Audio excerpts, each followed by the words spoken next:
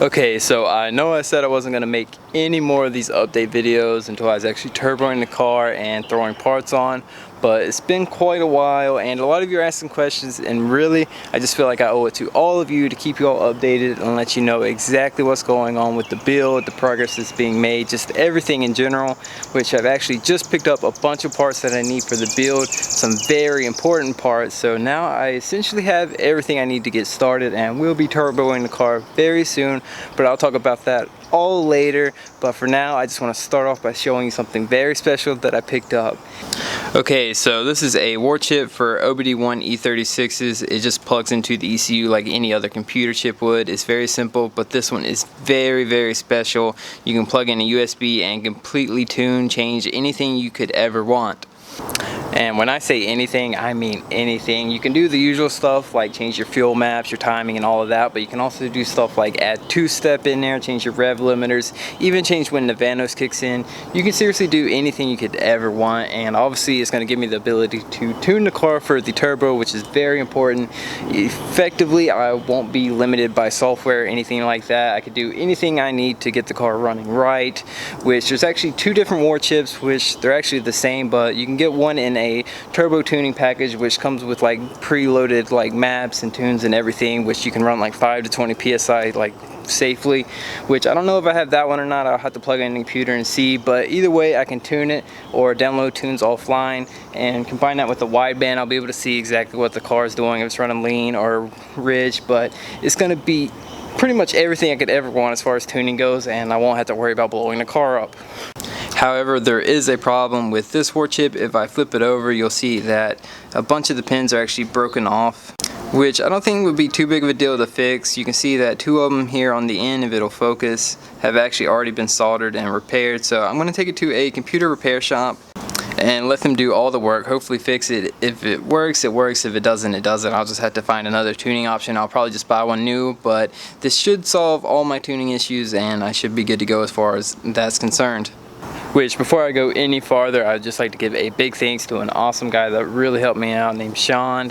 If you do anything today, go to his Instagram, check him out. He's had a couple super clean E36s, the complete opposite of my car, and he's currently building a E46 M3, putting an LS into it. He's got some sick builds going on, so definitely check him out. And Sean, I'd just like to give a personal thanks to you.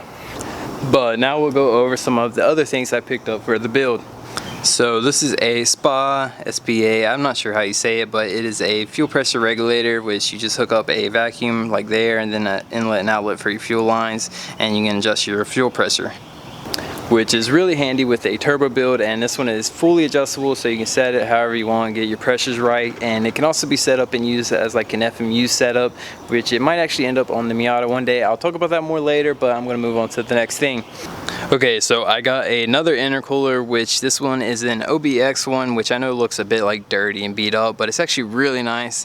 It has the offset inlets and outlets, which is actually really handy for like routing intercooler pipes and all of that, which if you kept up, you know I already have another one, and I'm probably going to use that one on the E36. But as I sort of hinted to, if I turbo this, it goes to plan, I'm going to move straight to turboing the Miata. So it'll probably end up on that one because this one is just a touch smaller, which is actually kind of better. But I'm going to put it on there and hopefully it'll all work out. But it's nice to have options. Maybe I'll like go to throw the new one in, which is quite a bit bigger, and maybe I'll run in like clearance issues or something and can just throw the OBX one in instead. It's nice to have the option just because otherwise you'll be forced to like try and make things work, and it's just never a fun thing. But now I'm gonna move on and show you a few of the smaller things that I have. So I've picked up a ton of like little small things, but I'm not going to go through them all. I'd be here all day. But here's some of like the bigger ones. I picked up this, which is a silicone intake elbow, which is what goes from your mass airflow sensor to your throttle body.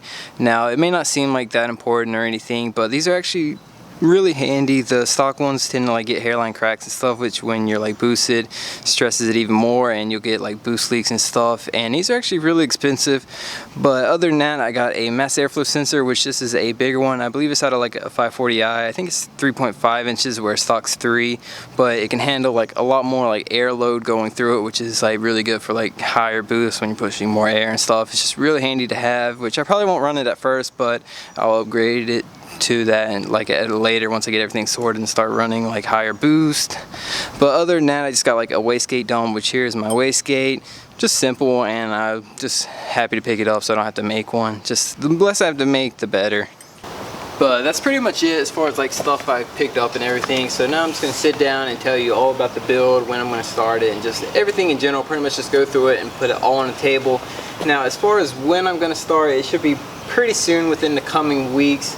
I'm just going to order a new exhaust manifold, a cast one, and that should be pretty much everything I need to get started and finish the build. Other than that, I just need a new Vanos fitting, like a banjo fitting with an AN adapter on the end of it, which I could make, but I'm just going to buy one. It's $30. I need it for the oil feed, and I also have to get some line for the oil drain and a fitting that adapts into the stock drain plug bolt position. A lot of people drill the pan, but a lot of people will just run into the stock drain like bolt on the oil pan with the top mount turbo. It's simple, and a lot of people don't like it, but it'll work, so I'm going to go with that. And I'm just going to set up everything up, put the manifold on turbo, hook the drain, feed, wastegate, everything, so it'll boost, the turbo will get spool and everything. But I'm not going to have any of the piping hooked up to get to the throttle body, so the car will technically still be NA for that time, but it'll let me get the turbo working and see if I have any leaks, anything like that. And I'll probably just make a quick downpipe, maybe like a hood exit or something, to get it running. So the car will still be drivable and everything until I sort out a tune, which I have to send that chip off to a computer repair store to get it like fixed and everything, which if it doesn't get fixed, I'll just have to buy another one, so that might take a while. But as soon as I get that, I'll probably see if I get lucky, it'll be one of the turbo tuning ones, so it already have tune, I can just throw it on and go. But if not, I'll probably just download a tune, tweak it myself, and run like a really conservative one, like really slow timing and everything. But that's pretty much all I need to do to get the car running, boosted, working. So it shouldn't be terribly long, but I'm also going to be doing a bunch of other stuff non-turbo related to the car. I've got a ton of parts for it that are sitting there waiting for me to throw on.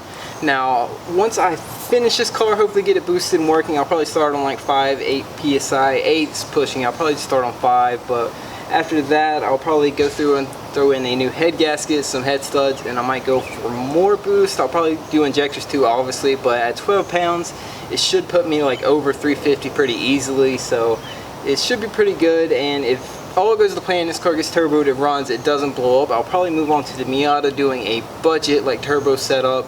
I'm just going to buy a manifold for the turbo, attach it, and then just do a simple FMU setup, which is actually, it works pretty well with Miatas that like low boost, because you can rotate the cam angle sensor and take timing out of it. It's real simple, and with the wideband you'll be able to see if it's running lean or anything. And with an adjustable one like that fuel pressure regulator I can set it however it needs to be to run the right air fuel ratio, so it would be safe, it would make boost, and the car would be a little bit quicker.